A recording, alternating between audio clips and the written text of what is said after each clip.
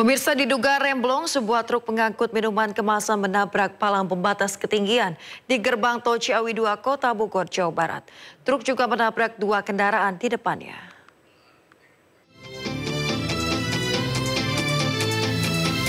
Sebuah truk menabrak palang pembatas ketinggian kendaraan di gerbang tol Ciawi 2, Kelurahan Katulampa, Kota Bogor, Jawa Barat. Dua kendaraan yang berada di depan truk juga rusak akibat tertabrak truk tersebut. Kecelakaan ini diduga akibat rem truk blong karena muatannya berlebih. Pasca kejadian itu, sejumlah petugas jasa marga langsung mengevakuasi palang pembatas, sementara polisi menggelar olah tempat kejadian perkara. Sopir truk itu sempat trauma dan telah diamankan petugas. Beruntung kejadian ini tidak menimbulkan korban jiwa. Seluruh kendaraan yang terlibat kecelakaan dibawa ke unit laka Ciawi Bogor. Dari Bogor, Jawa Barat, Andi Firmansyah, iNews melaporkan.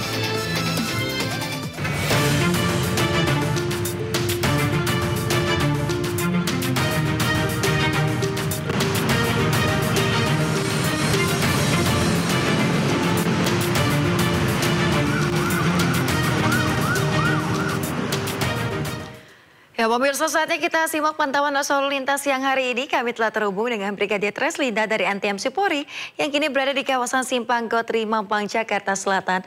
Selamat siang, Brigadir Treslinda, silakan dengan laporan Anda.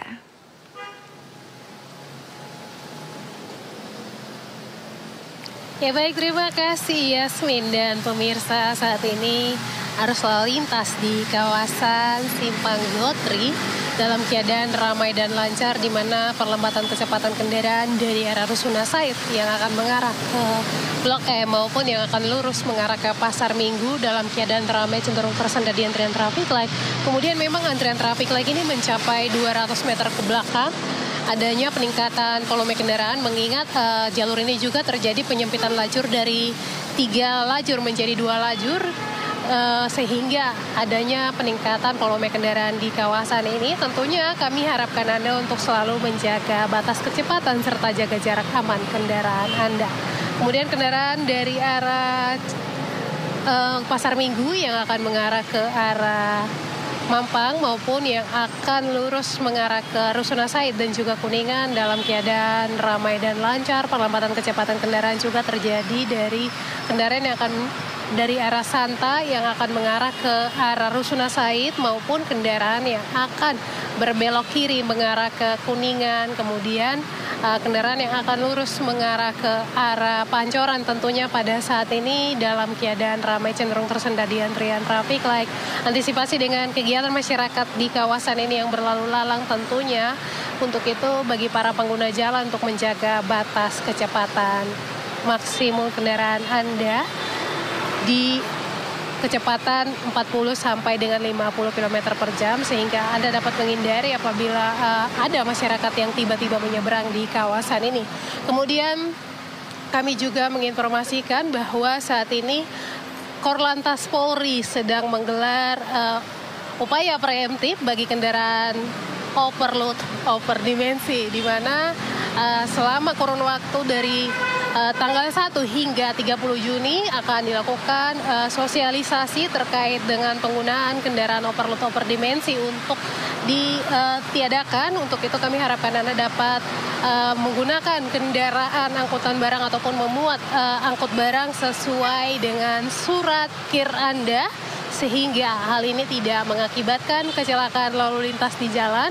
Bahkan dari hasil evaluasi Korlantas Polri dalam kurun waktu bulan Mei 2024 hingga Mei 2025, angka kecelakaan yang melibatkan kendaraan overload overdimensi ini tidak sedikit menimbulkan korban jiwa di jalan maupun adanya rusak infrastruktur jalan. Untuk itu akan dilakukan penindakan setelah masa sosialisasi dari tanggal 1 sampai dengan tanggal 30 Juni ini. Untuk itu kami harapkan Anda dapat mengindahkan hal ini, terutama perusahaan-perusahaan penyedia jasa layanan, baik itu yang akan menggunakan jalan tol maupun yang akan melakukan perjalanan jauh menyeberang Pelabuhan Merak. Tentunya pastikan kendaraan Anda dalam bobot maupun muatan Anda sesuai dengan yang tertera pada surat KIR Anda, sehingga hal ini mencegah terjadinya kecelakaan dan membantu menekan angka kecelakaan lalu lintas yang disebabkan oleh kendaraan overload, overdimensi. Dan bagi Anda yang akan mengupdate informasi-informasi seputar arus lalu lintas terkini, kami siap melayani Anda di 1500669 ataupun melalui SMS center kami di 9119. Yasmin, kembali ke Anda di studio, silakan. Ya baik, terima kasih Brigadir Treslinda atas laporan Anda dari Simpang Gotri, Mampang, Jakarta Selatan. Selamat bertugas kembali dan salam presisi.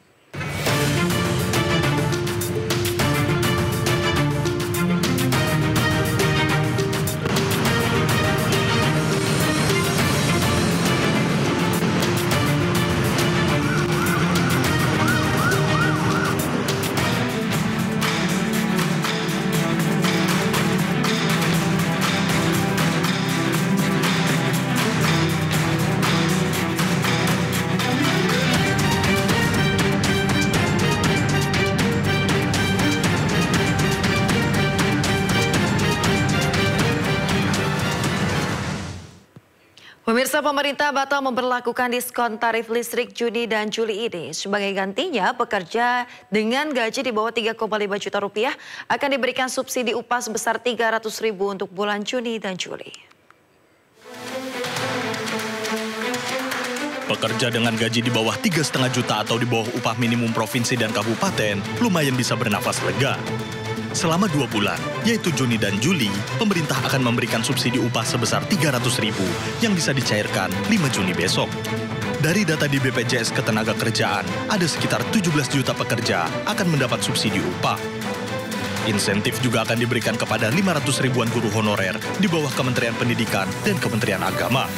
Itu bantuan subsidi upah sebesar Rp300.000 per bulan diberikan untuk bulan Juni dan Juli, jadi 2 bulan 600.000. Penyaluran juga akan diupayakan pada bulan Juni ini. Selain subsidi upah, ada 4 insentif lain yang diberikan untuk mendongkrak daya beli masyarakat, yaitu diskon transportasi, diantaranya potongan tiket kereta 30%, pembebasan PPN, dan diskon angkutan laut hingga 50%. Juga kebijakan diskon tarif tol 20%, tambahan bantuan sosial senilai 200.000 per bulan, dan juga perpanjangan diskon iuran jaminan kecelakaan kerja. Tim Liputan iNews melaporkan. Pemirsa, Menteri Keuangan Sri Mulyani memastikan diskon tarif listrik bulan Juni dan Juli 2025 batal. Sebagai gantinya, pemerintah akan memberikan subsidi upah pekerja dan juga gaji guru honorer sebesar Rp600.000 untuk 2 bulan, yaitu bulan Juni dan Juli 2025. Proses penganggarannya jauh lebih lambat, sehingga kalau kita tujuannya adalah Juni dan Juli, kita memutuskan tidak bisa dijalankan, sehingga yang itu digantikan menjadi bantuan subsidi upah. Jadi kalau kita lihat waktu desain awal untuk subsidi upah itu masih ada pertanyaan mengenai target grupnya, karena waktu ini kan bantuan subsidi upah pernah dilakukan pada masa COVID. Waktu itu data di BPJS masih perlu untuk dibersihkan, sama seperti tadi data Zen.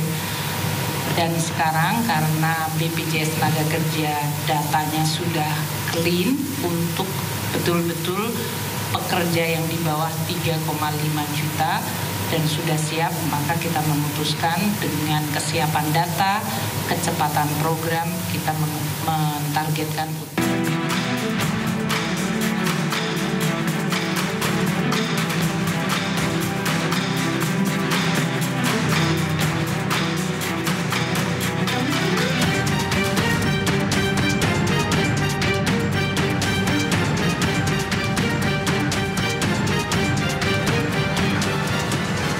Pemirsa, informasi tadi mengakhiri Sindo siang hari ini. Anda bisa mendapatkan informasi terkini dan juga terbaru melalui portal menghadirkan berita daerah, berita nasional dan juga berita internasional lengkap di sindonews.com. Mewakili kerabat kerja yang bertugas, saya Smetania pamit undur diri. Terima kasih dan sampai jumpa.